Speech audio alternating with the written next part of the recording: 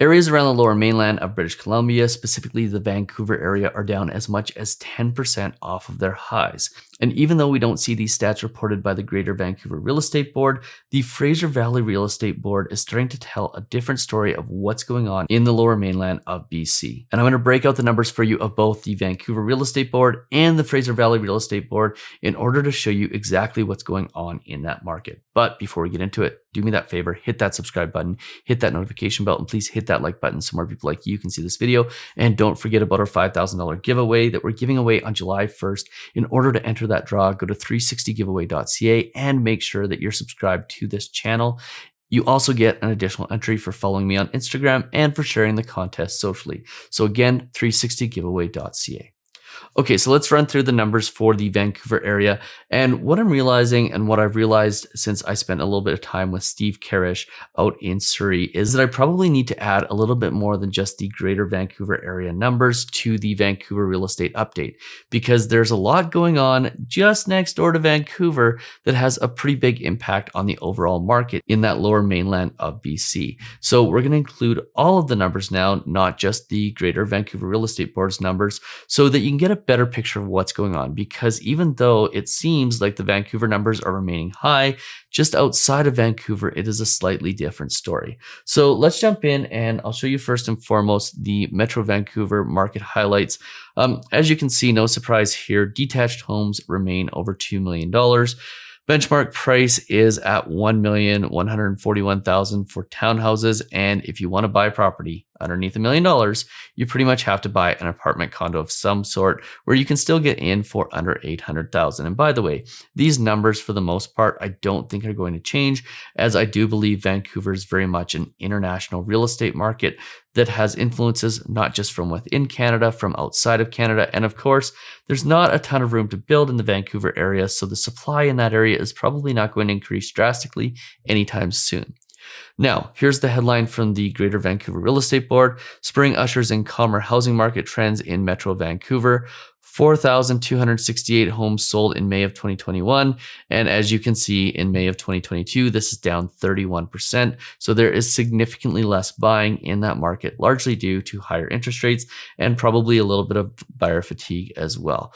So interesting things going on. And I'm going to pull up the number here real quick with respect to the sales to active listing ratio, because what this shows is that less of the active listings are now getting sold, which means there is more time on market, which means there's an opportunity for better deals than there was previously. And these numbers will seemingly only get better as interest rates continue to go up. Now, with respect to the benchmark price, it is currently $1,261,000. This represents a 14.7% increase over May. And finally, in the Vancouver market, we are seeing a 0.3% decrease compared to April of 2022. So we're finally seeing the housing market in Vancouver start to slow down, not just from a sales perspective, but also slightly from a pricing perspective.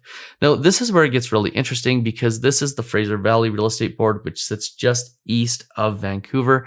And there's a different story playing out here, because housing prices are actually coming down significantly more than in the Vancouver area.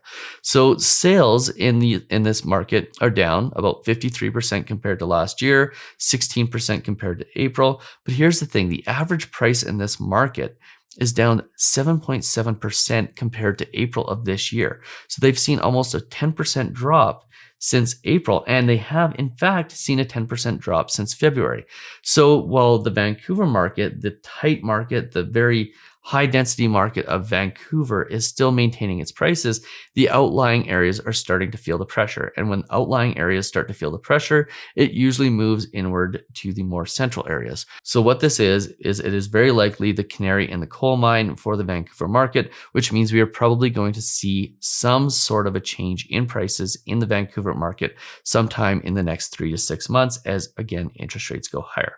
But again, depending on the data you're looking at and depending on the headlines, you very much can have a different picture painted in different markets depending on what you're looking at. And this is happening in Toronto as well, where we're seeing the outlying areas down 20, 30, 40% in some cases.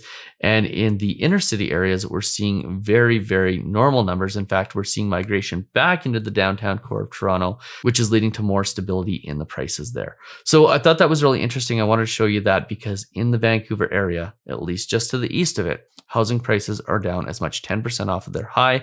And if you're in the process of looking for a property and you're thinking long term, so maybe not if you're looking to own for a year, maybe not if you're looking to flip a property, but if you're looking to buy on a 3 to 5 year horizon, you're now in a position where you can probably buy a house. You aren't going to have to pay over ask.